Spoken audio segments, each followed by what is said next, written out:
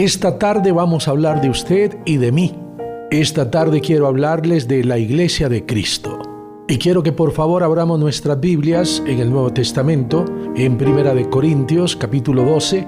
Empezaremos en los versículos del 4 al 7.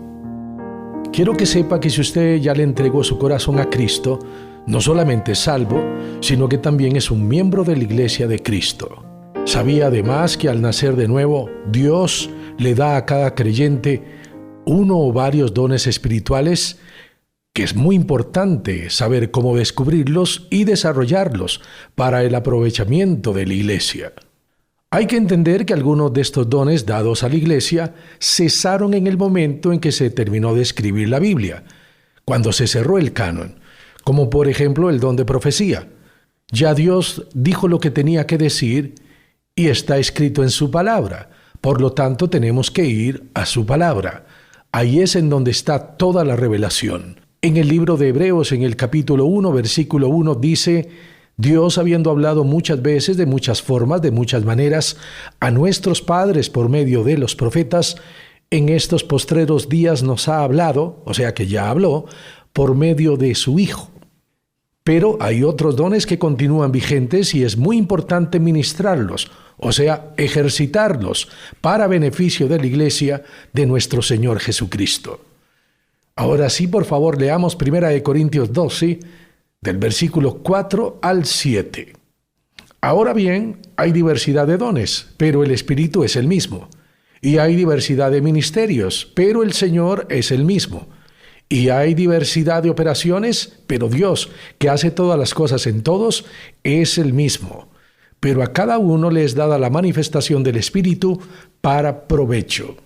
Si usted es miembro de esta iglesia, quiero que sepa que usted es sumamente importante para la iglesia y para el proyecto que Dios tiene con su iglesia. Pero la pregunta que hoy quiero hacerle es la siguiente: ¿es la iglesia importante para usted? ¿Cuán importante es para usted ser parte del cuerpo de Cristo? ¿Cuán importante es para usted la iglesia? Bien, primeramente, en realidad, ¿qué es la iglesia? ¿Es un edificio? No. ¿Es una organización? Tampoco. En la Biblia hay muchos versículos que describen a la iglesia y hay muchas formas de hacerlo. Por ejemplo, a la iglesia se le identifica como la novia de Cristo y a Jesús como el novio. En Efesios 5, 25 al 27, el apóstol Pablo nos dice que nosotros debemos amar a nuestras esposas como Cristo amó a su iglesia. Versículo 25. Maridos, amad a vuestras mujeres, así como Cristo amó a la iglesia y se entregó a sí mismo por ella, para santificarla, habiéndola purificado en el lavamiento del agua por la palabra, a fin de presentársela a sí mismo una iglesia gloriosa, que no tuviera mancha ni arruga ni cosa semejante, sino que fuese santa y sin mancha. Bueno, la iglesia también se describe como un edificio, no necesariamente físico, sino más bien como un edificio espiritual, cuyo fundamento es Cristo, y nosotros, miembros de la iglesia, somos piedras vivas. Veamos lo que dice 1 de Pedro 2:5. Vosotros también, como piedras vivas, sed edificados como casa espiritual y sacerdocio santo, para ofrecer sacrificios espirituales aceptables a Dios por medio de Jesucristo. Y también en Efesios 2, del 20 al 22, nos habla la Biblia de este edificio espiritual. Dice: edificado sobre el fundamento de los apóstoles y los profetas, siendo la principal piedra del ángulo Jesucristo mismo, en quien todo el edificio, bien coordinado, va creciendo para ser un templo santo en el Señor, en quien vosotros también sois juntamente edificados para morada de Dios en el Espíritu.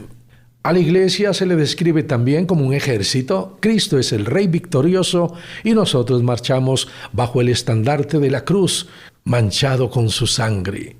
Pregunto, ¿es usted un soldado del Señor? Vea lo que dice 2 de Timoteo 2, versículos 3 y 4. Tú pues, sufre penalidades como buen soldado de Jesucristo. Ninguno que milita se enrede en los negocios de la vida, a fin de agradar a aquel que le tomó por soldado.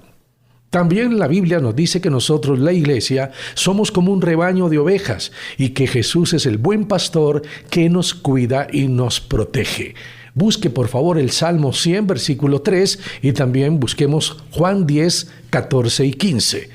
¿Qué dice el Salmo 100, versículo 3? Reconoced que Jehová es Dios. Él nos hizo y no nosotros a nosotros mismos. Pueblo suyo somos y ovejas de su prado. ¿Lo ven? Leamos Juan 10, 14 y 15. Yo soy el buen pastor. Jesús es el que está hablando.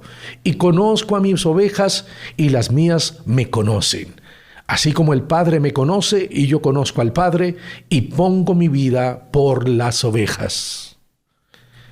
Pero la forma como hoy quiero que meditemos acerca de la iglesia es que también se le describe como el cuerpo de Cristo, donde Él, Jesús, es la cabeza y nosotros somos los miembros del cuerpo.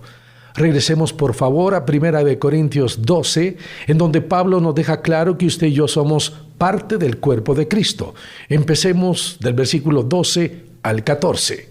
Porque así como el cuerpo es uno y tiene muchos miembros, pero todos los miembros del cuerpo, siendo muchos, son un solo cuerpo, así también Cristo.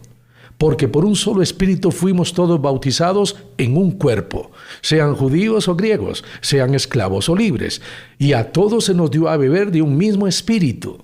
Además, el cuerpo no es un solo miembro, sino muchos. Todas estas formas de describir a la iglesia, ¿de qué nos hablan? Nos hablan de unidad, de comunidad, no de individualismo. Hablan de estar juntos, de permanecer unidos. La Biblia enseña que somos miembros los unos de los otros. Si alguien dice, bueno, yo creo en Jesús, creo que la Biblia es la palabra de Dios, haré mi devocional de vez en cuando, pero no me voy a congregar. No creo en la iglesia. Entonces esa persona está mostrando una gran ignorancia, porque aunque Jesús y la iglesia no son similares, no son iguales, Jesús y la iglesia son inseparables. Como un novio y su prometida, como el pastor y el rebaño, como los cimientos con el edificio y la cabeza con el cuerpo. Todos van juntos. Así también, quieranlo o no algunos, usted y yo somos parte de la iglesia de Cristo. Alguien puede decir, bueno, amo a Dios, pero no a la iglesia. Me gusta el compañerismo con Dios, pero no con los creyentes. Bueno, una persona así que no desea el compañerismo con los santos aquí, creo que no tiene ninguna probabilidad de tener compañerismo allá, cuando estemos juntos en el cielo con nuestro Señor. Amar a Cristo y amar todo aquello que ama a Cristo son dos cosas inseparables. Bien, quiero que vayamos nuevamente a 1 Corintios 12, leamos despacito empezando en el versículo 12 y vamos a continuar hasta el versículo 20. Así dice la Escritura. Porque así como el cuerpo es uno y tiene muchos miembros, pero todos los miembros del cuerpo, siendo muchos, son un solo cuerpo, así también Cristo. Porque por un solo espíritu fuimos todos bautizados en un cuerpo, sean judíos o griegos, sean esclavos o libres, y a todos se nos dio a beber de un mismo espíritu. Además, el cuerpo no es un solo miembro, sino muchos. Si dijese el pie, porque no soy mano, no soy del cuerpo, ¿por eso no será del cuerpo? Y si dijere la oreja, porque no soy ojo, no soy del cuerpo, ¿por eso no será del cuerpo? Si todo el cuerpo fuese ojo, ¿dónde estaría el oído? Y si todo fuese oído, ¿dónde estaría el olfato? Mas ahora Dios ha colocado los miembros cada uno de ellos en el cuerpo como Él quiso. Porque si todos fueran un solo miembro, ¿dónde estaría el cuerpo? Pero ahora son muchos los miembros, pero el cuerpo es solo uno. La iglesia de Cristo es una sola, porque somos un solo cuerpo. Ahora bien, existe la iglesia local y la iglesia universal. Bueno, déjeme explicarle. Pertenecemos a esta iglesia. Yo necesito congregarme. Usted necesita congregarse. Lo hacemos aquí. Necesitamos la comunión los unos con los otros. Todos necesitamos de la ayuda y de la edificación mutua. Necesitamos orar los unos por los otros y de una manera específica. Esta es la razón por la que Dios nos ha traído a esta su iglesia. Hace poco estuvimos orando, por supuesto, por los creyentes que están en Australia, la dificultad que estaban pasando por los incendios forestales. Honestamente, yo no conozco el nombre de algún creyente en Australia, pero sé que son mis hermanos y por eso estábamos orando. Bendito sea Dios que respondió y vemos que ya cesaron esos incendios. Estamos orando actualmente por la situación tirante, difícil en el Medio Oriente, pero por supuesto que también estamos orando y seguimos orando de manera específica por personas que son hermanos en nuestra iglesia. Personas como doña Janet, que estuvo enfermita, estuvo internada. Gracias a Dios que ya está en la casa. Estuvimos orando por el papá de Ana, que tuvieron que operarlo, por el bebé de Betsabé, que nació el 1 de enero de este año. Estamos orando por el trabajo de algunos de los que están aquí. Estamos orando por los que no tienen trabajo, por la conversión de familiares. Seguimos clamando a Dios para que Dios los traiga a sus pies, a los pies de Cristo. Oramos por nuestros matrimonios, algunos están pasando situaciones difíciles, oramos por nuestros niños, por nuestros jóvenes, en fin, la lista es enorme y necesaria, porque todos nosotros somos un cuerpo, y cuando un miembro de nuestra iglesia se duele, todos debemos de dolernos juntamente con él. ¿Saben? Dios tiene grandes proyectos, un plan extraordinario, no con algunos, sino con todos nosotros, los que decidamos no solamente creerle, sino también obedecerle. Así también sé que hay otros hermanos, por supuesto, que se congregan en otros lugares y que son parte de la Iglesia Universal de Cristo. Hace poco mi familia y yo estuvimos en Nosara, esto es en Guanacaste, estuvimos el fin de año. De paso, decirles que es la primera vez que no recibimos el año nuevo en casa. Bueno, Dios dio la oportunidad de que fuéramos allá. 2 de mis hijos están trabajando en un hotel de playa y tuvimos la oportunidad no solamente de ir a pasar un rato bonito con ellos, sino también de predicar a otras personas, de ganar a personas para Cristo. Saben, hay una gran necesidad en ese lugar. Me dio oportunidad de conocer a otros creyentes de la iglesia local y a algunos misioneros que están haciendo un trabajo voluntario en aquel lugar. Bueno, uno de ellos me invitó a predicar en la inauguración de una casa que estaban construyendo. Con gusto fui, claro que sí. ¿Por qué? Porque al igual que ustedes, ellos son mis hermanos en Cristo. Así también, cada vez que un creyente, un pastor de otra iglesia necesite mi ayuda, ahí voy a estar extendiéndole mi mano. ¿Por qué? Porque es mi hermano. Bueno, quiero que veamos en Lucas 5:7 respecto a la ayuda mutua que debemos tener nosotros los hermanos en Cristo. Pongámonos en el contexto. Jesús subió a una barca, era la barca de Pedro, comenzó a predicar y cuando terminó de hablar le dijo a Pedro que bogara mar adentro y echara la red para empezar a pescar. Y Pedro le dijo: Señor, toda la noche hemos estado trabajando, tratando de pescar y no hemos pescado nada, pero en tu nombre la echaremos. Y habiendo hecho esto, encerraron una gran cantidad de peces, de manera que la red se rompía.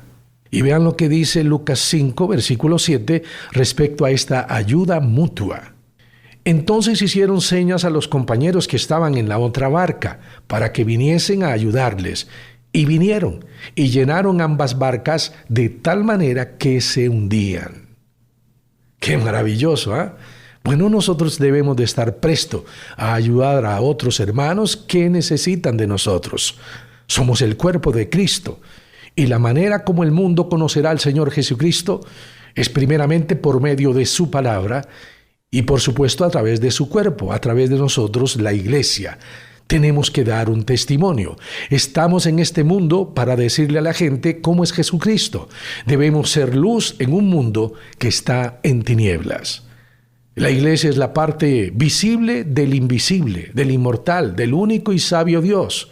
Los creyentes, si decidimos vivir llenos del Espíritu Santo, manifestaremos a otros la vida de Jesús. Y hay una sola persona que ha vivido la genuina vida de Cristo. Hay solamente uno que ha vivido correctamente, completamente la vida cristiana. Y no es el apóstol Pablo, no fue el rey David, tampoco Billy Graham, no fue don Emilio, y mucho menos yo. ¿Saben quién es el único que ha vivido genuinamente la vida cristiana? Su nombre es Jesús. Él es el único que ha vivido la vida cristiana y nosotros, si dejamos a ese que entró en nuestro corazón manifestarse por medio de su Espíritu, entonces muchos van a querer tener lo que nosotros tenemos, van a poder ver realmente a Jesús. Si usted trata de imitar a Cristo, solo será una pobre imitación del Señor. Nadie puede ser como Jesús, solamente Jesús. Y es Él, Cristo en usted, Cristo en mí, el que hará todo si nosotros, cada uno, se lo permitimos. Esto es la vida cristiana. Es Cristo en nosotros la esperanza de gloria. Y usted y yo somos la iglesia, somos el cuerpo por medio del cual Jesucristo debe ser manifestado. Y este cuerpo llamado iglesia tiene como propósito ministrar a Cristo. ¿Qué significa ministrar? Bueno, voy a ponerles un ejemplo. Voy a poner de ejemplo el cuerpo humano, mi cuerpo. Todo mi cuerpo está diseñado para ministrarme, para servirme. Mis ojos para ayudarme a ver, mis manos para alimentarme o para escribir, mis piernas para llevarme de un lugar a otro. Cada parte de mi cuerpo fue puesto en un lugar específico para servirme, para ministrarme. Lo mejor que debe hacer cada miembro de la iglesia es ministrar, servir en el cuerpo de Cristo y ser guiados por la cabeza, que es nuestro Señor Jesús. El cuerpo no debe tener sus propios planes, no puede actuar sin la guía y la orientación de la cabeza. Eso sería una locura, ¿no le parece? ¿Se imaginan que un día despertara y mi estómago me hablara? Aunque algunas veces me habla, hace sonidos extraños. Bueno, que realmente me hablara y me dijera: Rupert, esta mañana, buenos días, quiero desayunar costillita de cerdo, unas papas fritas, quiero también una gaseosa. ¿Se imaginan? Sería una locura. Yo tendría pánico si mi estómago tuviera sus propios planes y no los que son provechosos para mi cuerpo. Cada parte de mi cuerpo debe servirme y debe servirme cada vez que yo se lo indique, cada vez que yo se lo ordene. Muchas veces le decimos a Jesús lo que queremos y lo que vamos a hacer por Él, pero ¿saben algo? Él no quiere que hagamos nada por Él. Les sorprenderá saber que lo que Él quiere es hacerlo todo a través de usted y a través de mí. ¿Por medio de qué? De su cuerpo, de la iglesia. Usted y yo estamos aquí para oír lo que la cabeza dice e inmediatamente ponernos a hacerlo. Todos hemos sido puestos en el cuerpo de Cristo con una función particular y con un propósito maravilloso. Algunos tendrán dones, otros tendrán una u otras habilidades o cualidades. Pero quiero decirle que la mejor cualidad, ¿saben cuál es? La disponibilidad. Esa es la más grande virtud que un creyente puede tener. Disponibilidad. Pregunto, ¿está usted hoy disponible para el Señor? ¿Responde a su mandato? ¿Ha decidido y de una vez por todas morir a sí mismo, a sus planes y dejar hacer a Cristo en su vida? ¿Es Jesús el que constantemente produce el querer como el hacer por su buena voluntad en usted? Nosotros somos las manos, los ojos, la boca, los oídos, los pies de Jesús. Usted y yo somos el cuerpo del Señor Jesucristo. Y vuelvo a preguntarle, ¿está usted disponible? ¿Está listo para dejar que Jesús sea la persona que se manifieste por medio de usted? ¿Está listo hoy para decirle a Cristo: Señor, aquí estoy, mis manos son tus manos, mis pies son tus pies, mi cuerpo es tu cuerpo? Dios nos ha traído a esta iglesia para que le sirvamos. Si usted cree que le hace a Dios un favor estando en la iglesia y que de paso ese es su servicio, quiero que sepa que está muy equivocado. El verdadero servicio empieza cuando usted sale ahí afuera y aplica en su vida las maravillosas enseñanzas que recibimos de parte de Dios en su iglesia. Y además va y le dice a otros la urgencia que tienen de volverse de sus malos caminos a Jesús. Cada ser humano tiene una motivación. Nuestro cuerpo tiene que tener algo que le motive, que le haga seguir adelante. Quiero decirles que en el caso de las personas que no conocen a Cristo, lo que les motiva e inspira es su propio espíritu. Por eso hemos oído a gente que dice: ese hombre tiene un espíritu emprendedor, qué espíritu de lucha, qué espíritu de trabajo. Pero en el caso de nosotros los creyentes, debe ser el Espíritu Santo, ese que mora en nosotros, el único motor, la motivación para todo lo que vayamos a hacer. Bueno, leamos nuevamente 1 Corintios 12 en el versículo 13. Porque por un solo espíritu fuimos todos bautizados en un cuerpo, sean judíos o griegos, sean esclavos o libres, y a todos se nos dio a beber de un mismo espíritu. Sí, el poder motivador del cuerpo humano es el espíritu humano. El poder motivador de la Iglesia es el Espíritu Santo. Por eso, cada uno de nosotros como creyentes debemos vivir siempre llenos del Espíritu Santo. Sin la llenura del Espíritu Santo, jamás podrá haber poder en la Iglesia. Si usted vive lleno del Espíritu, sin duda verá un fruto. Ese fruto es amor, gozo, paz, paciencia, benignidad, bondad, fe, mansedumbre, templanza. Hoy estamos hablando de nosotros mismos. Estamos hablando de la Iglesia de Cristo. Y debemos aprender la diferencia entre un organismo y una organización. La Iglesia no es una organización, es un organismo y está vivo. ¿La Iglesia debe estar organizada? Claro que sí, porque la Biblia dice que debemos hacer todo decentemente y con orden. Pero no es una organización, es un organismo. Una organización no tiene vida, la Iglesia sí. Esa es la gran diferencia. La Cruz Roja, los Boy Scouts, la Junta de Protección Social son organizaciones que dan cierta ayuda, pero no son comunidades, no son organismos, son organizaciones. La Iglesia es algo totalmente diferente, porque en la Iglesia sí hay vida. Es la vida de Cristo en nosotros. Somos cada uno de sus miembros, porque por un solo Espíritu fuimos todos bautizados en un cuerpo, y ese Espíritu es el Espíritu Santo.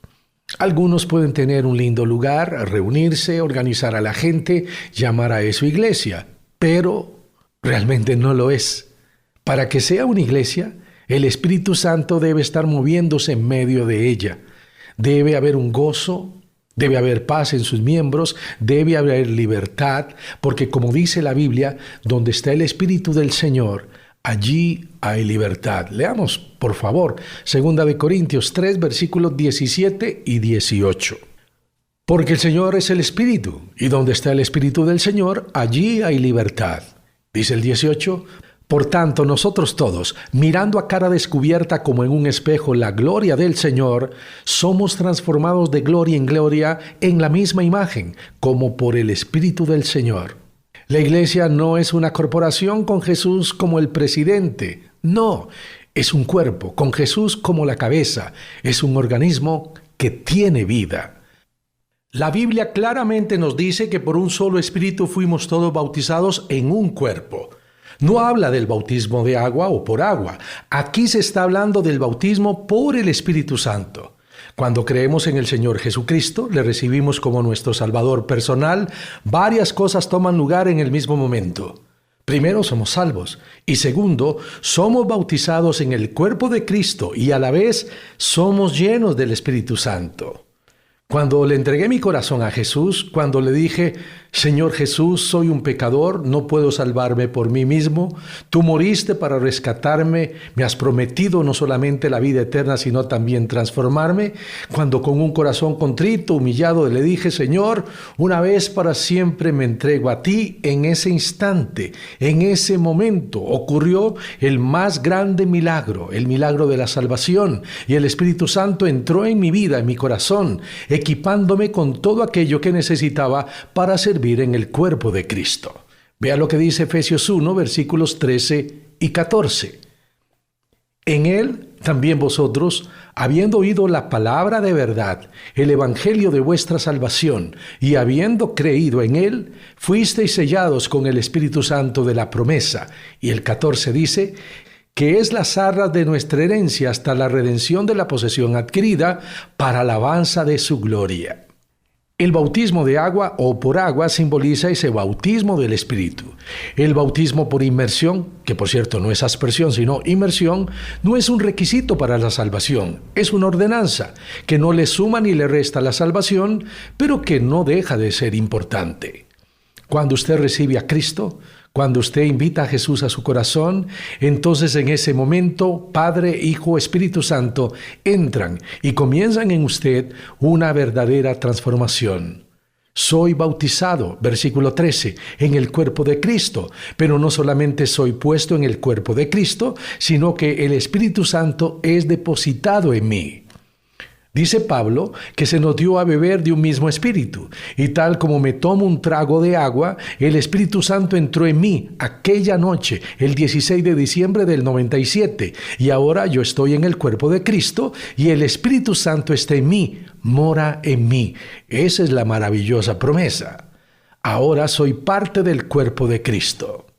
Quizás soy puesto en el cuerpo como un ojo para ver las cosas como Jesús las ve, tal vez como un hombro para poder consolar a otros o para llevar las cargas de los otros, quizá una mano para poder sostener a aquellos que están a punto de caer, tal vez como pies para ir a alguna parte por Jesús o como un corazón para que otros puedan ver y experimentar el amor de Dios. La Biblia nos enseña que Dios ha colocado los miembros, cada uno de ellos, en el cuerpo como Dios así lo quiso. Pablo está diciendo además, el cuerpo no es uno solo, no es un solo miembro, sino muchos. Es decir, no existen los creyentes tipo llanero solitario. Nos necesitamos los unos a los otros. Nunca lo olvide. Por lo tanto, en un cuerpo hay un programa mutuo. Como creyentes y miembros de la Iglesia de Cristo, debemos tener una sola agenda de trabajo, y esa debe ser la agenda de Jesús, no la nuestra. No debemos tener nuestra propia agenda. Quiero que por favor busquemos Efesios 5 en el versículo 2, porque todos los creyentes estamos aquí para hacer una sola cosa. ¿Qué? Mostrar la vida del Señor Jesucristo en nuestro hogar, en nuestra comunidad, en el trabajo, por donde vayamos debemos de ser ese olor fragante de Jesucristo. Dice, y andad en amor, como también Cristo nos amó, y se entregó a sí mismo por nosotros, ofrenda y sacrificio a Dios en olor fragante. Dios nos ha hecho de tal manera que ninguna parte del cuerpo puede funcionar separada de las demás. Dele gracias a Dios por cada parte de su cuerpo, aun por aquellas que no se ven. Hay muchas partes de nuestro cuerpo que ni siquiera sabemos cómo funcionan, pero debemos darle gracias a Dios por cada órgano de nuestro cuerpo. Así también nosotros debemos de dar gracias a Dios por cada miembro de nuestra iglesia, porque todos tenemos una vida en común y por tanto debemos demostrar un amor mutuo. Si ya somos hijos de Dios, entonces debo de amarles y ustedes amarme a mí, porque ustedes y yo somos parte de un mismo cuerpo. Ninguno es más importante que el otro, todos somos necesarios en el cuerpo. Si usted y yo estamos en este cuerpo, la Iglesia de Cristo, entonces no podemos ser arrogantes ni vanidosos. Dios nos ha puesto a cada uno en un lugar específico y con un propósito específico. ¿Cuál? Servir a los demás. Vea lo que dice Pablo en Filipenses 2, versículos 3 y 4. Nada hagáis por contienda o por vanagloria, antes bien con humildad, estimando cada uno a los demás como superiores a él mismo, no mirando cada uno por lo suyo propio, sino cada cual también por lo de los otros. Los miembros de este cuerpo no deben estar en guerra los unos con los otros. Yo no tengo que adelantarme a usted y usted no tiene que adelantarse a mí. En este cuerpo no hay lugar para la autosuficiencia y no puedo decir que no le necesito a usted tanto como usted me necesita a mí. Debe haber armonía entre los hermanos. Debemos estar bien el uno con el otro. No puede haber desunión. Fidelidad a Jesús significa fidelidad los unos con los otros. Jesús amó a la iglesia y yo voy a amar a la iglesia con todo mi corazón porque es su prometida, es su cuerpo, es su edificio. Él es la cabeza y nosotros somos su cuerpo. Casi para terminar, quiero decirle que todo miembro del cuerpo es un receptor y un transmisor. Si estamos aquí es para recibir de otros y darnos a otros. ¿Saben algo? Cuando una célula en el cuerpo empieza a recibir y no da, los médicos comúnmente a eso le llaman cáncer. Si usted es un creyente, un hijo de Dios, quiero que sepa que usted es importante, quien quiera que sea y donde quiera que se encuentre. Ahora, si usted todavía no es un creyente, la única manera de llegar a ser parte del cuerpo de Cristo, ser parte de la iglesia, es recibiendo al Señor Jesucristo como Salvador personal, como su Señor. Quiero que por favor ponga atención a esta preciosa promesa que aparece en el libro de Apocalipsis. Dice Apocalipsis 3:20, He aquí, Yo estoy a la puerta y llamo. Si alguno oye mi voz y abre la puerta, entraré a él, cenaré con él y él conmigo. Jesús hoy está tocando a la puerta de su corazón, y usted lo único que tiene que hacer es abrirle, y él va a entrar y transformar todo aquello que usted no ha podido hacer. ¿Le gustaría? Solamente tiene que pedírselo y él lo va a hacer. Él está tocando. ¿Cuál puerta cree usted que él está tocando? Es la puerta del corazón. Sí, porque la Biblia dice que no es lo que le entra al hombre lo que lo contamina, sino lo que sale de su corazón. El problema principal del hombre es su corazón. Por eso es que debemos entregárselo a Dios para que Él nos dé un corazón como el de su Hijo Jesucristo. ¿Me gustaría? Voy a orar como aquella noche en que le entregué mi vida a Él. Y quiero que usted, ahí con todo su corazón, se dirija a Dios con las siguientes palabras. Amado Jesús, quiero darte gracias por este día, por todo lo que he escuchado. Vengo a ti, Señor, sin nada que ofrecerte y reconociendo que soy un pecador, reconociendo que he fallado, he pecado contra mi propio cuerpo, contra el prójimo, he pecado contra ti. Perdóname, Señor, perdóname, estoy verdaderamente arrepentido. He escuchado que tú, Jesús, fuiste a la cruz del Calvario y ahí derramaste tu sangre preciosa. Dijiste, quítenlo a él, quítenla a ella. Yo me voy a poner y pagar. ¡Qué amor, Señor! Este día lo acepto, te acepto. Entra en mi corazón, transforma mi vida. Es más, ya no es mi vida, es tuya. Haz lo que quieras con ella. Amado Dios, te he pedido todo, dándote las gracias en el nombre de mi Salvador, en el nombre de mi Redentor, en el nombre precioso de tu Hijo Jesús. Amén.